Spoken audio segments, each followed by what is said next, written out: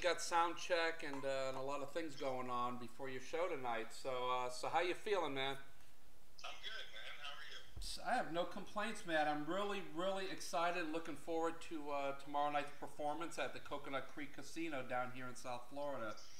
Me too. I haven't played there before. Yeah, it's indoor, which is great. I guess it's about the size of a ballroom, so it's kind of big, but yet it's intimate at the same time. You know.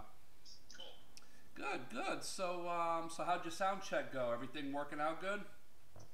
Yes, sir. Got the guitars all tuned up and everything. Yes, sir. All is good. I had a fun morning participating in Florida's management program, and I killed two alligators this morning, and I killed two alligators yesterday.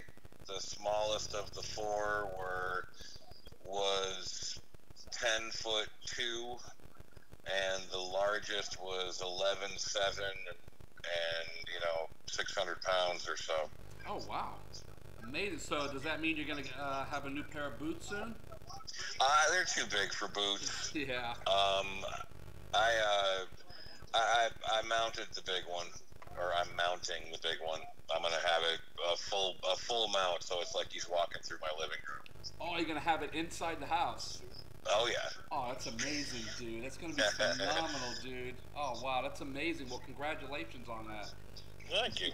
And the biologists are the ones that come up with that number, so I'm just helping play my part in the management of Florida's wildlife. Well, that's good because, right now, a big problem we have here in South Florida right now is iguanas. People buy them as pets, they release them, and of course, the same thing with python snakes and things like that. So it's really screwing up the environment. And I don't think people know much about that, let them loose, they'll survive, it's warm out here, and they do survive, but of course it does. Well, they survive and propagate, and they all do very, very well in this climate, and the next thing you know, they're breeding and they're completely changing the ecosystem. Yeah, people just don't get it. So, and then you have the ones that complain about, oh, why are they allowing people to kill the animals? Well, duh, because freaking assholes like you are dumping them out on the street. It becomes a problem, and that's what we got to do, There's no other way around it. So anyways, getting back to the music, man, I was just wondering if you can remember, maybe when you were a kid or a teenager, when music first impacted your life. Man, there's pictures kicking around at my mom's house or my dad's house that I'm 3, maybe 4, with a microphone in my hand, sitting on top of a bar stool, Indian cross-legged, and singing with my dad's band.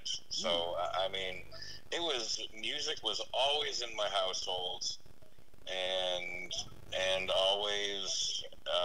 always supported and encouraged. So now, what bands or artists were you listening to then that may have helped to shape your musical DNA?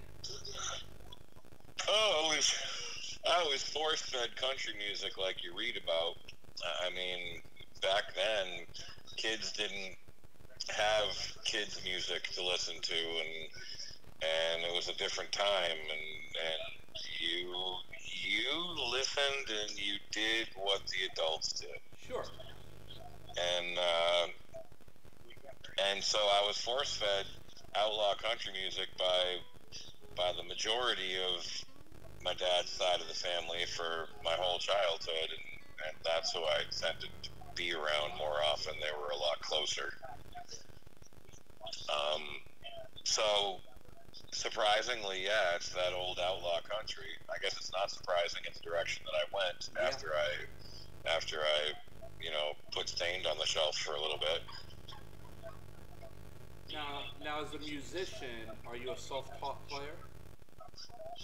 Yes. That's why I'm not very good.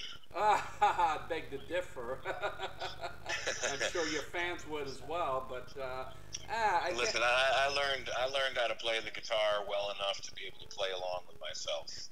There you I go. cannot. I can say with absolute authority that I will not be wowing anybody with my guitar skills. Now, aside from playing, your voice is also your instrument. So, what do you do, if anything, to maintain your vocals when you're on tour? Nothing. Nothing. Good. Yeah. We just want Nothing that at all. No warm up. No warm down. None of the things that music teachers and music coaches from Los Angeles and everywhere else under the sun have always suggested and said. None of those things. I chain smoke cigarettes on stage while I'm playing. I drink whiskey and water the whole time I'm playing.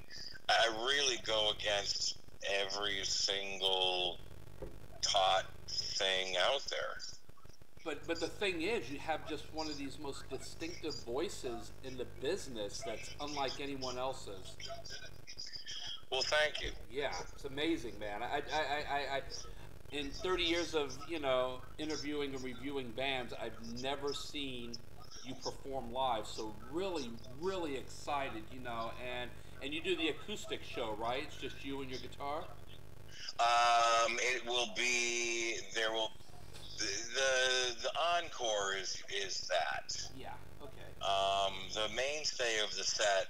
I've got 3 country records now, so the mainstay of the set.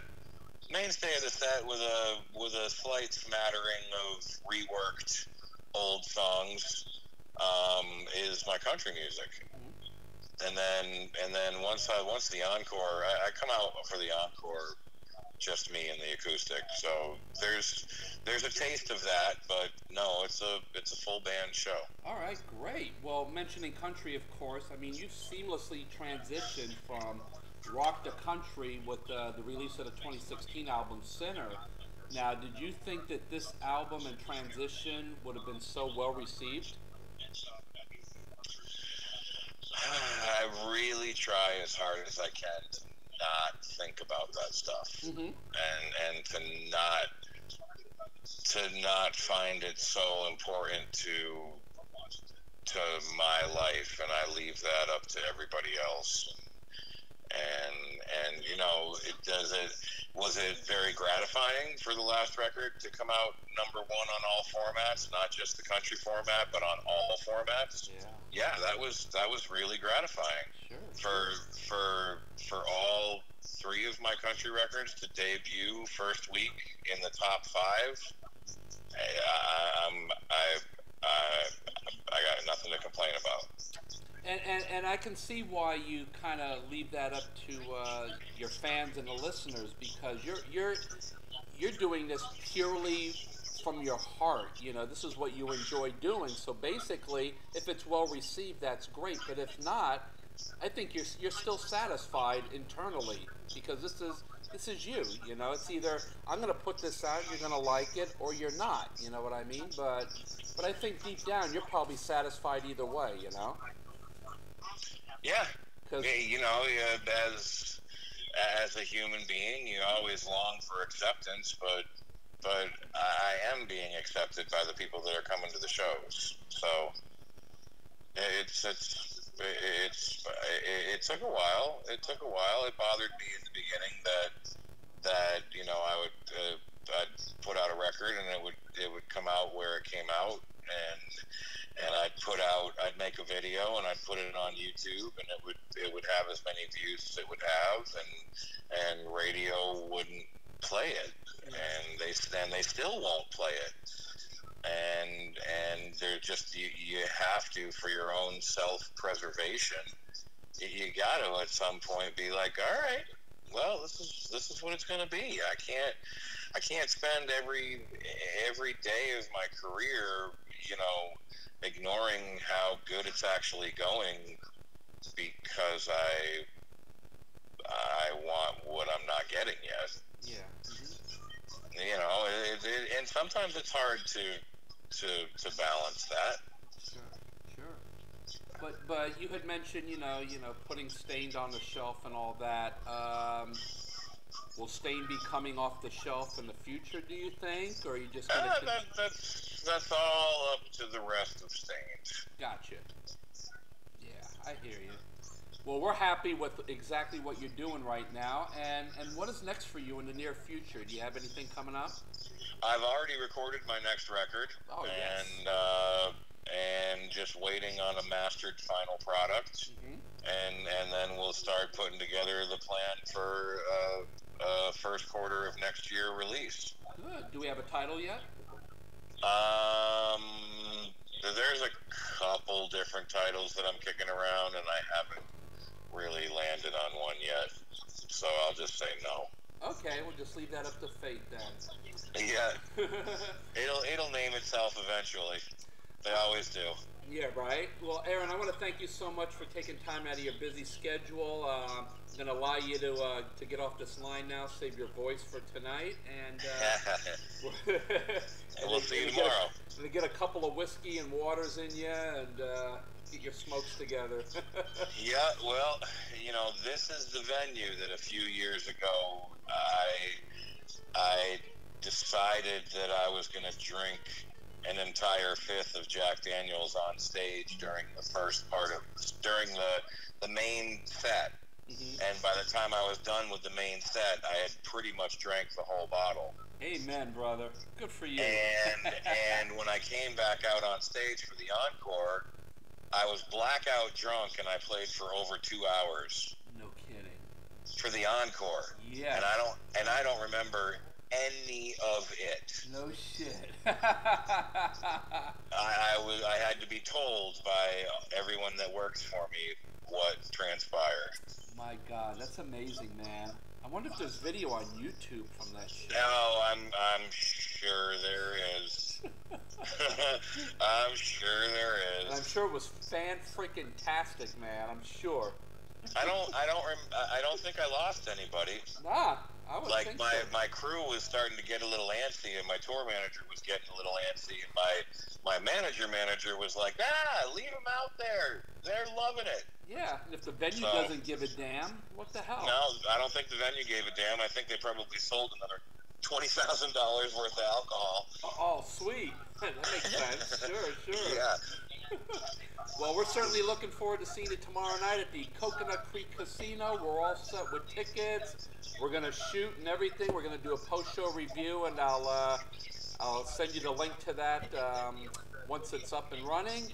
And wondering if you would mind signing an acoustic guitar to benefit Disabled American Veterans Foundation. Absolutely. Bring it tomorrow. All right, no worries. We'll see you tomorrow, and safe travels on the road tonight, buddy. Thanks, bud. All right, later, bro. See ya. Bye.